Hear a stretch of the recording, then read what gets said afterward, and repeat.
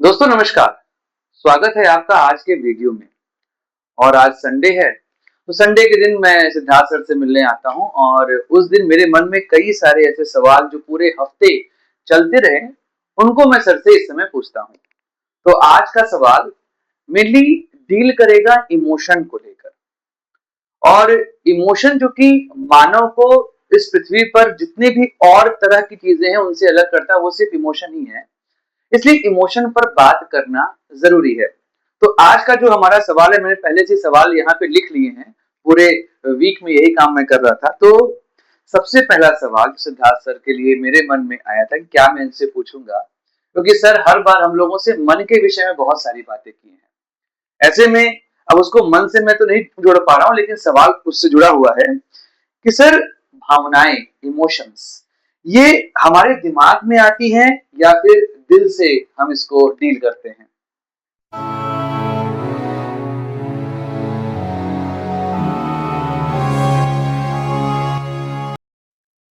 दिल से ब्लड आता है। भावनाएं दिल में उत्पन्न नहीं होती है। दिल का काम है ब्लड को पंप करना। और एक्चुअली हम लोग इसको भाव दिल से और दिमाग से सोचना है। दिल से सोचना मतलब हम लोग मान लेते हैं इमोशन के साथ सोचना, और दिमाग से सोचना मतलब लॉजिक से सोचना। लेकिन इन दोनों को अलग नहीं किया जा सकता है। इमोशन हमारा पर्सनालिटी का एक पार्ट होता है, और आजकल इमोशन की चर्चा बहुत ज्यादा होने लगी है। और ये भी माना जाने लगा है कि आईक्यू से ज्यादा महत्व होता है ईक्यू का। ईक्यू का मतलब हो गया इमोशनल इंटेलिजेंस या इमोशनल क्वोशिएंट। तो आपका आईक्यू बहुत बेहतर हो, आप बहुत शार्प दिमाग के हैं, आप ब्रिलियंट हैं, इंटेलिजेंट है, सब कुछ सही है, लेकिन अगर आपका इमोशन पर कंट्रोल नहीं है तब आपको बहुत सारी समस्याओं का सामना करना पड़ सकता है। और इमोशन एक्चुअली वो ऊर्जा है, गाइडेड फोर्स इसको बोल सकते हैं। वो ऊर्जा है जो किसी काम को करने के लिए हमको प्रोत्साहित करती है, एनर्जी देती है। एग्जाम्पल के लिए, आप बहुत थके हुए हैं, बहुत परेशानी में हैं, कहीं जाने की इच्छा नहीं है, आप चाहते हैं कि रेस्ट करें। अब कोई इसी समय कोई फ्रेंड आपको बोलता है कि चलो आज हम लोग रेस्टोरेंट में खाना खाने चलते हैं, पार्टी है, तो आप हो सकता है कि जाने से इनकार कर दें। आप बोले कि नहीं, मैं बहुत थका हुआ हूँ, मेरा मूड नहीं है, मैं रेस्ट करूंगा। लेकिन यहीं पर थोड़ा सा अगर इमोशन आपका चेंज हो जाए और आपको खबर मिले कि आपका बहुत कोई प्रिय आदमी हॉस्पिटल में एडमिट है, उसको ब्लड की जरूरत है, आपका ब्लड उसके साथ मैच करता है, तो आपके बॉडी में एनर्जी आ जाएगी। अब यहाँ पर इमोशन बदल गया, आपकी बॉडी में अचानक एनर्जी आ जाएगी और आप तुरंत हॉस्पिटल पहुंच जाएंगे, थकान आपकी गायब हो जाएगी। तो इमोशन फोर्स है, एनर्जी देता है किसी भी काम को करने के लिए या किसी भी काम को नहीं करने के लिए। और इमोशन बहुत ज्यादा जरूरी होता है हमारे लाइफ को सक्सेसफुल बनाने के लिए, बेहतर बनाने के लिए। अगर आप इमोशनली स्ट्रांग है तो आप सक्सेसफुल हो जाएंगे। अगर थोड़ा बहुत, एग्जाम्पल के लिए मान लीजिए कि आपका मैथ बहुत बढ़िया है, मैथ का एग्जाम देने जा रहे हैं और आपको डर लग रहा है, नेगेटिव इमोशन आया डर का, फियर का, और उस डर की वजह से आपके दिमाग में हलचल मचा हुआ है। तो देखिए, जब दिमाग में हलचल मचता है तो क्या सिचुएशन होता है। तो आपका दिमाग एक शांत तालाब के पानी की तरह है, और जब जब आपके ऊपर कोई भी इमोशन हावी नहीं होता है, दिमाग का पानी, तालाब का पानी बिल्कुल शांत और स्थिर रहेगा। तो पानी के अंदर क्या क्या चीजें हैं आप देख सकते हैं, कौन कौन सी वस्तुएं हैं पानी के अंदर और कहाँ कहाँ है, बड़ी आसानी से आप देख सकते हैं। लेकिन उसी तालाब के पानी में अगर कोई बड़ा सा पत्थर डाल दिया जाए, हलचल मच जाएगी। पानी में हलचल मच जाएगी और फिर उसके अंदर कहाँ क्या-क्या चीज़ है कुछ समझ में नहीं आएगा। आपको कुछ दिखाई नहीं पड़ेगा। तो इमो आपके दिमाग में जो पत्थर पड़ता है वो नेगेटिव इमोशन का पत्थर पड़ता है। आपकी तैयारी बहुत अच्छी है, नॉलेज है और ये नॉलेज आपके दिमाग के अंदर है। जहाँ उसको होना चाहिए वहाँ पर है। लेकिन उस नॉलेज को आपको यूज़ करना है, एग्जामिनेशन हॉल में उसको निकालना है और पेपर पर उसको लिखना है। आपको जवाब देना है, आंसर देना है। लेकिन डर का एक नेगेटिव इमोशन का पत्थर आपके दिमाग में पड़ गया, हलचल मच गई, दिमाग में हलचल मच गया और जैसे दिमाग में हलचल मचा, भूचाल आया दिमाग में, तो आपका सारा नॉलेज अब दिमाग में रहते हुए भी आपको दिखाई नहीं देता। तो ऐसी स्थिति में आपका परफॉर्मेंस अप टू दिमाग नहीं हो सकता। जितना बेहतर होना चाहिए था उतना नहीं हो सकता है। क्यों? क्योंकि आपका इमोशन आपके कंट्रोल में नहीं था। कंट्रोल में नहीं था। आप उसको रोक नहीं पाए। अपने डर को कंट्रोल नहीं कर पाए। तो इमोशन बहुत इंपॉर्टेंट रोल प्ले करता है और जितने नेगेटिव इमोशंस हैं जो हमको ज्यादा प्रभावित करते हैं, तो उस नेगेटिव इमोशन को जब तक आप सक्सेसफुली उस पर विजय प्राप्त नहीं करते हैं, विजय प्राप्त करने का मतलब ऐसा नहीं को आएगा ही नहीं, बट कितना जल्दी आप उसको कंट्रोल करते हैं।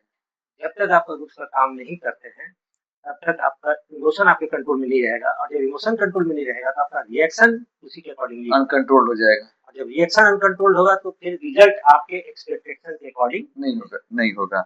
तो मतलब हम कह सकते हैं कि जो इमोशंस हैं उसका जुड़ाव हमारे दिमाग से ज्यादा है। दिमाग से ज्यादा है और उसका असर दिल पर दिखाई देता है। हार्टबीट बढ़ जाती है, बॉडी पे दिखाई देता है। हाँ, उसका असर, लेकिन जो ज्यादा फीलिंग होती है वो हार्ट पर ही फीलिंग है, पल्पेशन बढ़ जाता है। इसी से जुड़ा हुआ है यही पे, क्योंकि अब इमोशन की बात आगे बढ़ रही है। तो अब बात यह है कि इमोशन होता तो क्षणिक है, आप जो रिएक्शन कर रहे हैं वो क्षणिक ही कर रहे हैं, जो सामने वाले की बात आई उसके अकॉर्डिंग वो डिपेंड करेगा। तो इसका मतलब इमोशन टेम्परेरी है कि हमारी पर्सनालिटी का जुड़ा हुआ एक भाग है? नहीं, इसको ऐसे नहीं बोल सकते हैं। जैसे टेम्पररी परमानेंट तो नहीं है। थोड़ा सा एक मैं कई लोगों को जैसे हम देखते हैं वो बहुत जल्दी एंगर में आ जाते हैं, तो हम कहते हैं कि वो गुस्से वाले स्वभाव के व्यक्ति हैं, और गुस्सा तो एक इमोशन है। तो उस तरह से दुर्वासा ऋषि हुआ करते थे, हर बात पे श्राप दे देते थे। तो वैसे ही कई लोगों का स्वभाव होता है कि वो बहुत हंसमुख होना भी इमोशन हो गया। तो क्या वो पर्सनालिटी का हिस्सा है या सिचुएशन पे डिपेंड करता है? नहीं, सिचुएशन, किसी भी सिचुएशन में आप वही काम करेंगे जो आपकी पर्सनालिटी का हिस्सा है। जो आपके पास है वही दीजिएगा ना। तो आपके अंदर गुस्सा है तो आप समय पर वही दीजिएगा। अच्छा, आपका मतलब आपका जो रिएक्शन है वो आपका पर्सनालिटी का ही पार्ट होगा ना। आपके पास जो चीज है निकलेगा वही। तो अगर आपके अंदर गुस्सा भरा हुआ है तो आप रिएक्शन में वही निकलेगा। आपके अंदर प्रेम है तो रिएक्शन में आपका वही निकलेगा। तो वो पर्सनालिटी का क्या, वो आपके व्यवहार का एक पार्ट हो जाता है, हिस्सा हो जाता है, आपके पर्सनालिटी से वो जुड़ जाता है और इसी लोग पहचान बन जाती है। या बात बात पर गुस्सा करते हैं, इसका मतलब आपके अंदर गुस्सा भरा हुआ है और वो बाहर से नहीं आ रहा है, आपके अंदर आपको कोई ऐसी घटना घटी, किसी ने कुछ ऐसी बात बोल दी और आप गुस्से से रिएक्ट कर गए। तो जैसे आप रिएक्ट कर जाएंगे तो इसका मतलब आप गुस्सैल स्वभाव के हैं। ये हो सकता है कि अगर आप गुस्सा निकाल रहे हैं तो अगला आपसे ज्यादा गुस्से और आपसे ज्यादा ताकतवर है, वहां पे कंट्रोल आपका नहीं रहेगा। तो फिर वहां पर तो आपके पास या तो आप अपने आप को बर्बाद कर देंगे या वहां से बैक हो जाएंगे। अब यहीं से जुड़ा हुआ एक सवाल, क्योंकि अब बात गुस्से पर आ गई है, और जो क्वेश्चन मैंने यहाँ लिखा था कि जब हमें कोई इंसल्ट करता है तो तुरंत रिएक्शन देना सही है या रुक कर सोचना चाहिए, बट इसमें एक और चीज मैं जोड़ना चाहता हूँ, क्योंकि नॉर्मली हम रिएक्शन का सेंस गुस्से से ही निकाल लेते हैं, लेकिन कई बार ऐसा होता है कि हम इमोशन में बहकर ऐसे वादे भी कर जाते हैं जो आगे चल के हमें परेशानी दे सकते हैं। तो दोनों बात तो एक ही हो रही है, जगह हम गुस्सा दिखा रहे हैं बहुत ज्यादा, सामने वाला हम पे कुछ इंसल्ट किया, हम उस पर रिएक्ट कर गए, और सामने वाला इतना प्रेम दे दिया कि हम उस पर इमोशनली बहकर वादे भी अनरियलिस्टिक कर गए। तो ये दोनों कंडीशन तो वैसी बन जा रही है कि रिएक्शन हमें देना चाहिए या नहीं देना चाहिए जब हमारे इमोशन बहुत हावी हो रहा हो। थोड़ा कंफ्यूज कर रहे हैं रिएक्शन से और क्योंकि जो रिएक्शन है वो किसी भी तरह का रिएक्शन हो सकता है। अच्छा। ये जैसे हम थोड़ी देर पहले बताए ना कि आपके अंदर जो चीज है वही रिएक्शन में निकलेगा। तो आप अगर किसी से प्रॉमिस कर लेते हैं अपनी क्षमता से बढ़कर, तो इसका मतलब ये हुआ कि हो सकता है कि आपके अंदर दिखावा करने की आदत हो, एक आपका बिहेवियर हो, वो बिहेवियर दिखावा करने का, कि टेम्पोररी हमको रिस्पेक्ट मिल जाएगा। आप यथार्थ की जमीन पर खड़ा होकर नहीं सोच रहे हैं कि हम इतना कर पाएंगे या नहीं कर पाएंगे। उस समय आप प्रॉमिस कर लेते हैं कि हम कर लेंगे और आप कर नहीं पाते हैं। तो इसका मतलब ये हुआ कि एक्चुअली होता क्या है, यहाँ पर एक चीज मैं और बता दूं, आदमी को ऑनेस्ट होना चाहिए। ऑनेस्टी बहुत ज्यादा मैटर करती है। आप अपने लिए भी ऑनेस्ट रहें, दूसरों के लिए भी ऑनेस्ट रहें। तो हम लोग अक्सर क्या करते हैं कि जो हम नहीं है वो हम दिखाने की कोशिश करते हैं, और जो हम हैं उसको हम छुपाने की कोशिश करते हैं। एक फेक आइडेंटिटी क्रिएट करना। फेक आइडेंटिटी क्रिएट करते हैं, और इसी द्वंद में सारा गड़बड़ होता है। लड़के इंटरव्यू देने जाते हैं, तो वो उनके अंदर जो है वो नहीं बोलते हैं, क्या बोलते हैं जो उनको बोलना चाहिए। लेकिन अभी हाल फिलहाल एक बहुत अच्छा आर्टिकल निकला था, साइकोलॉजी में मैंने पढ़ा था कि 98-99% लोग के साथ ऐसा होता है कि आप स्वाभाविक नहीं रहते हैं, आप नेचुरल नहीं रहते हैं, आप कुछ ना कुछ ओढ़े रहते हैं, एक आवरण आप ओढ़े रहते हैं। और कहीं भी जब इंटरेक्शन होता है लोगों के साथ, बातचीत करते हैं, तो उस आवरण के अंदर रह के करते हैं, और उसका नतीजा क्या होता है कि लोग आपसे कनेक्ट नहीं हो पाते हैं। और लोग आपसे तब कनेक्ट होगा जब उनको लगेगा कि इसको एकदम मतलब खुला आदमी है। जैसे आप अपने आप को मतलब ओपन कैसे कीजिएगा, तो आप अपने आडंबर को खत्म कर दीजिए, जैसे आप हैं वैसे रहिए। जो रियल नेचर है आपका वही होना चाहिए, वही होना चाहिए। तो अगर वहां पर रहेंगे तो दिखावा खत्म हो जाएगा, दिखावा खत्म हो जाएगा तो फिर आपका मतलब लोग आपसे कनेक्ट भी होंगे, और आपका व्यवहार उसी के अकॉर्डिंगली, वो प्लास्टिक नहीं दिखाई देगा। प्लास्टिक में हम अच्छा बनने की कोशिश करते हैं, अच्छा दिखने की कोशिश करते हैं। तो जितना प्रयास हम अच्छा दिखने की कोशिश में लगाते हैं, उससे कम प्रयास में हम उतने अच्छे बन सकते हैं। हम अब जैसे आपका सवाल था कि हम प्रॉमिस कर लेते हैं, ठीक है, तो हम मेहनती दिखाने के प्रयास में हम बहुत परिश्रमी हैं, हम बड़ा प्रॉमिस कर लिए, लेकिन वक्त पड़ा तो हम नहीं कर पाए।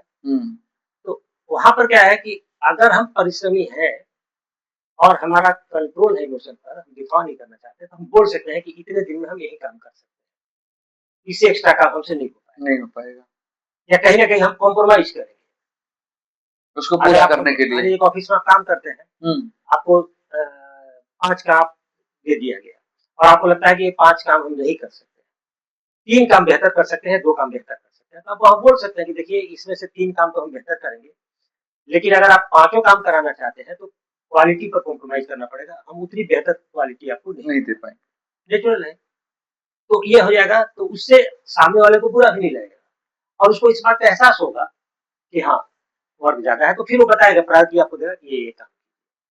तो हम लोग रिएक्शन जो कर देते हैं ना, या तो प्रॉमिस कर देंगे, या फट पड़ेंगे, तो दोनों ही आपके लिए खत्म।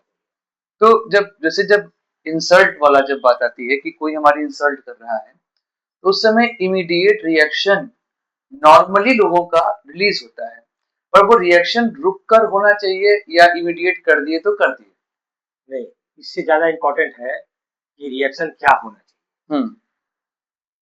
अगर थोड़ा रुक के भी हम उसके साथ झगड़ा करते हैं तो वही बात वही रिजल्ट वही आएगा। रिएक्शन इसमें होना क्या चाहिए?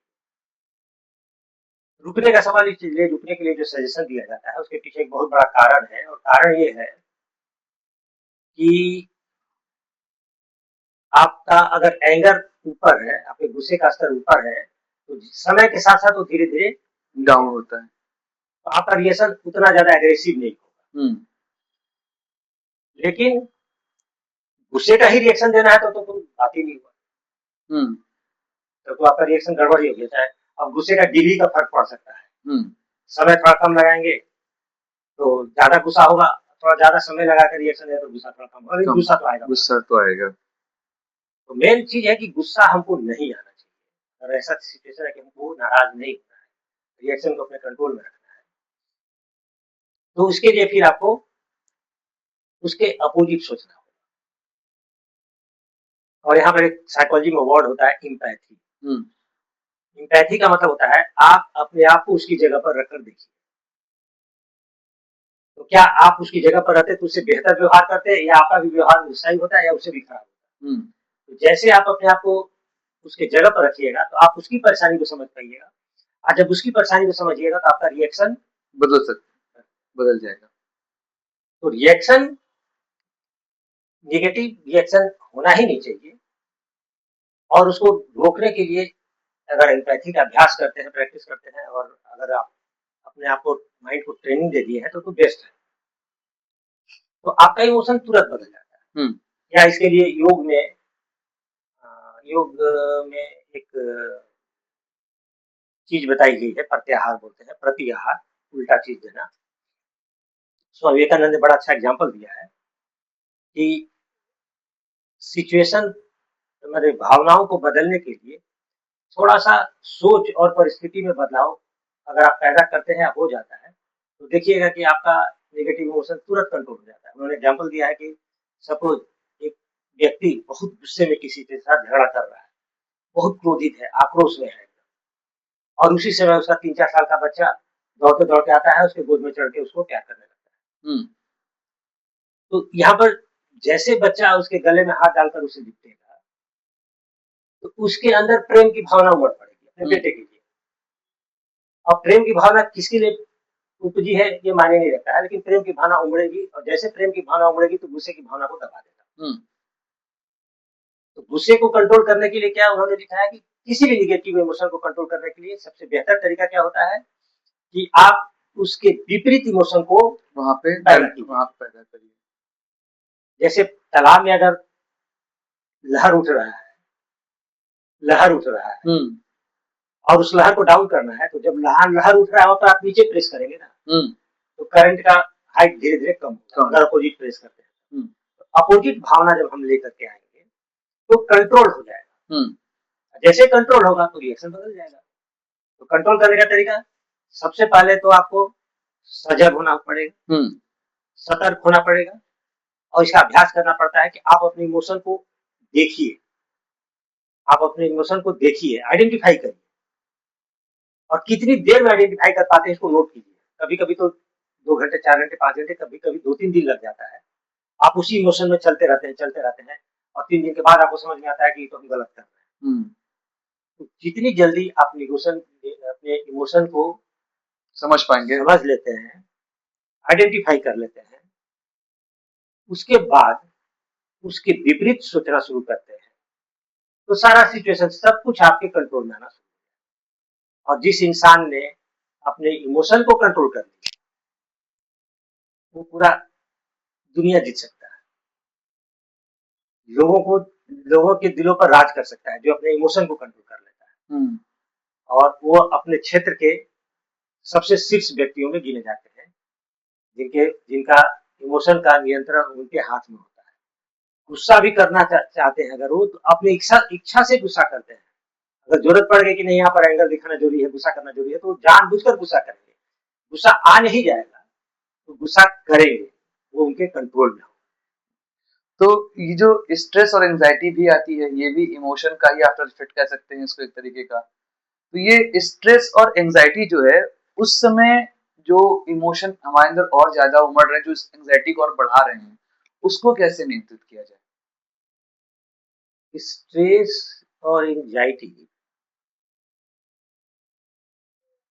को भी कंट्रोल करना। एक्चुअली स्ट्रेस या एंजाइटी होता क्या है?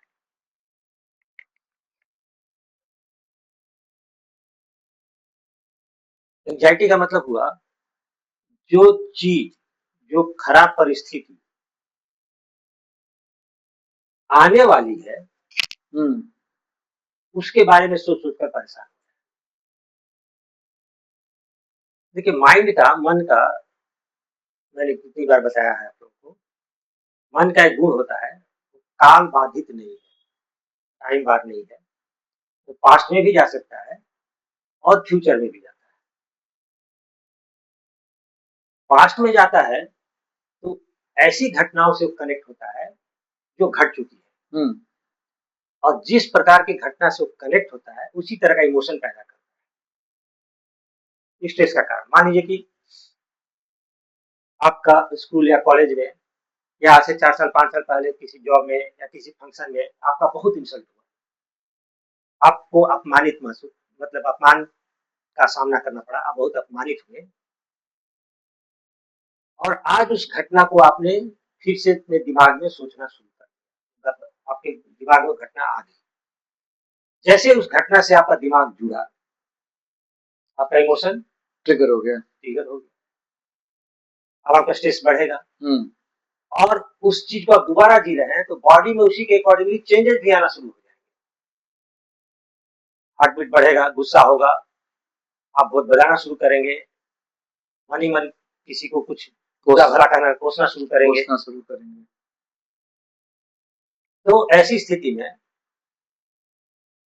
जो घटना घट चुकी है, अननेसेसरी आप उसके लिए आज तनाव पैदा कर रहे हैं, स्ट्रेस हो गया।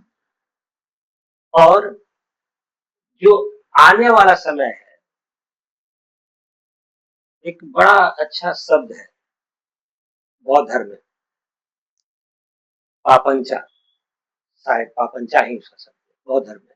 हालांकि मेडिटेशन और माइंड के बारे में बौद्ध धर्म में सबसे ज्यादा बातें की गई, बहुत साइंटिफिक और वैज्ञानिक है। आज के डेट में उसको माना जाता है कि बहुत सटीक बातें हैं, वैज्ञानिक बातें हैं वो।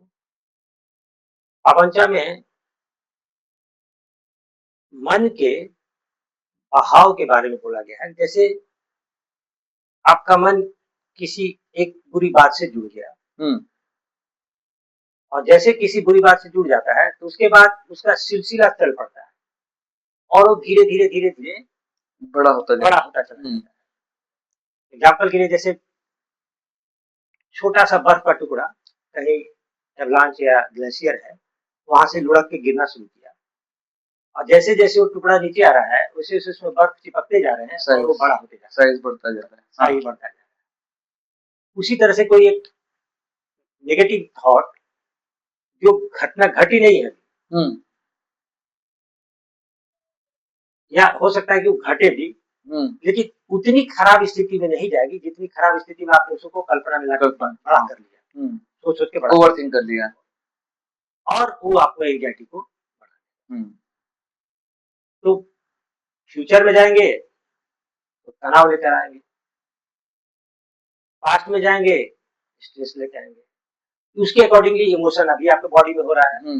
जो घटना हो चुकी है या हो या ना हो, कोई नहीं जानता। और इस पर जो मैंने आर्टिकल पढ़ा था उसमें एक बड़ा अच्छा चीज दिया गया था, इसलिए रिसर्च हुआ, और 91% या 92% बातें ऐसी थी जो घटी ही नहीं, इसको लोगों ने कल्पना कर लिया था, इतनी बुरी स्थिति आएगी, वह घटी ही नहीं, ऐसा कुछ, मतलब 10%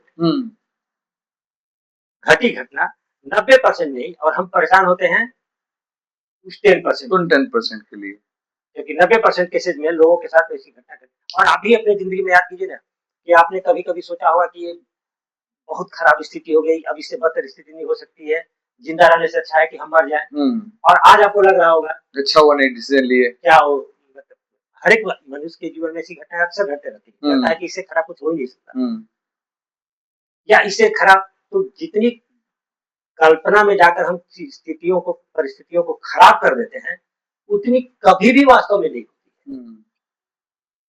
एग्जाम्पल के लिए, आप जॉब कर रहे हैं मान लीजिए कहीं पर, और आपका बॉस, आपने गुड मॉर्निंग बोला, उसने आपको कोई जवाब नहीं, महीना चल रहा है फरवरी मार्च का, इंक्रीमेंट आने वाला है, या हो सकता है बोनस डिक्लेयर हो, या अप्राइजल वगैरह लिखा जाए, आपका रिमार्क लिखा जाए, अब आपको स्ट्रेस शुरू हो जाएगा। आपने गुड मॉर्निंग विश किया, बॉस ने कोई जवाब नहीं दिया, लगता है कि मेरा रिमार्क खराब रहेगा, लगता है कि प्रमोशन रुकेगा, इंक्रीमेंट लगता है कि अब आप शुरू कर दिए, ओवरथिंक, हो सकता है कि अब हमको फायर कर दिया जाए, सीधे वर्स्ट केस पे पहुंच गए। सीधे वर्स्ट केस में पहुंच गए। अब अभी वर्स्ट नहीं, फायर कर देगा तो मेरा इतना इतना EMI आप पैसे देंगे। अब सारी चीजों को आप दिमाग में लेते जा रहे हैं सर, जिनका वास्तविकता से भी कोई संबंध नहीं है। हो सकता है कि उसकी अपनी कोई पर्सनल परेशानी हो जिसकी वजह से रिस्पॉन्स ना दिया हो या वो सुना ही ना हो।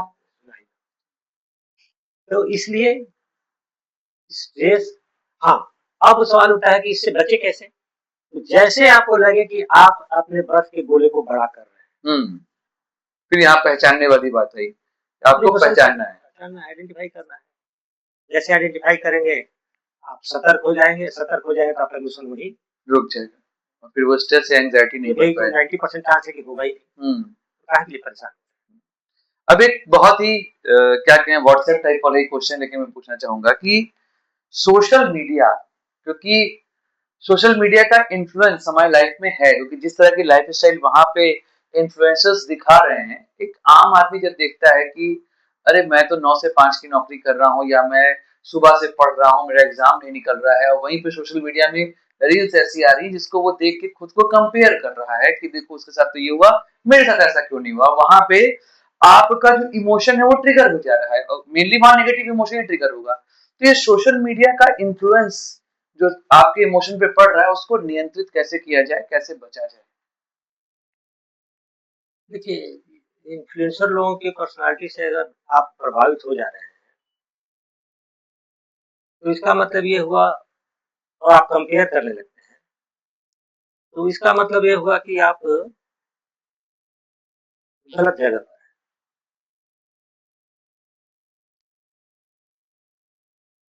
इसको मैं इस एग्जांपल को बार बार देता हूँ कि एक पेंटर को पेंटिंग करने में मजा नहीं आ रहा है, तो गलत जगह पे है। एक्टर को एक्टिंग करने में मजा नहीं आ रहा है, प्लेयर को खेलने में मजा नहीं आ रहा है। प्लेयर अगर गेम को एंजॉय कर रहा है तो वह इन्फ्लुएंसर के लाइफ स्टाइल से इन्फ्लुएंस नहीं होगा। सोशल मीडिया का जो दिखा रहा है लोग, उससे आदमी प्रभावित नहीं होगा, क्योंकि जहां है उसको एंजॉय कर रहा है। अब उसके लाइफ स्टाइल से प्रभावित हो रहा है क्योंकि उसके पास अब बहुत ज्यादा ऐसा दिखाया जा रहा है कि गाड़ी खरीद लिया, कार खरीद लिया, घर खरीद लिया। तो जिस काम को करके वो सब पैसे जमा किए हैं, आप क्या उस काम को एंजॉय कर सकते हैं? ये सवाल है। अगर आप एंजॉय नहीं कर सकते तो काम कर भी नहीं सकते। बिल्कुल। और अगर पेंटिंग करने में एंजॉय कर रहे हैं तो फिर उसका आपका लाइफ स्टाइल दिखाई ही नहीं देगा। आपको तो दिखाई तभी देगा जब आपके पास अपने पास देखने के लिए कुछ नहीं है। तो हमको अपने पास देखने के लिए क्या, इस पर बहुत अच्छी कहानी है, अमिताभ बच्चन की कहानी आप लोग सब जानते होंगे, मैंने उनकी जीवनी पढ़ी भी है, न्यूज पेपर में निकला भी था आर्टिकल में। जब उन्होंने कंपनी बनाई ABC, अमिताभ बच्चन कॉर्पोरेशन, पूरी तरह से फ्लॉप हो गई, करोड़ों के कर्ज हो गए उनके ऊपर और हालात बैंकरप्सी तक पहुंचे। तो उन्होंने लिखा है कि मैंने ये सोचना शुरू किया कि मैं कर क्या सकता हूँ। रात में देर रात तक बैठकर सोते रहते पर मैं क्या कर सकता हूँ, मुझे क्या होगा, पैसे कमाने के लिए मुझे क्या करना होगा। तो लास्ट अंत में उनको जवाब मिला कि मैं एक्टिंग ही कर सकता हूँ। और तब फिल्म में काम मांगने के लिए वो गए चोपड़ा, यशराज चोपड़ा के पास।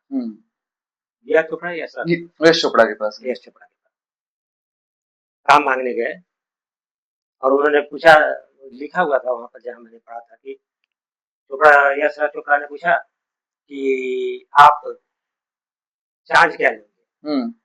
कहा कि मैं पैसे मांगने की स्थिति में नहीं, आपको जो उचित लगे आप दे दीजिएगा, एक मुश्त नहीं दे सकते हैं तो इंस्टॉलमेंट में दे दीजिएगा, जिस वक्त इंस्टॉलमेंट आना बंद हो जाएगा मैं समझ लूंगा कि पैसा पूरा हो गया, लेकिन मुझे काम दीजिए। और आज फिर अमिताभ बच्चन की स्थिति क्या हुई, उसी समय फिल्म बनी मोहब्बतें। मोहब्बतें फिल्म बनी, उसके बाद KBC में काम मिला, क्योंकि एक बार सिलसिला चल पड़ता है, चेन रिएक्शन।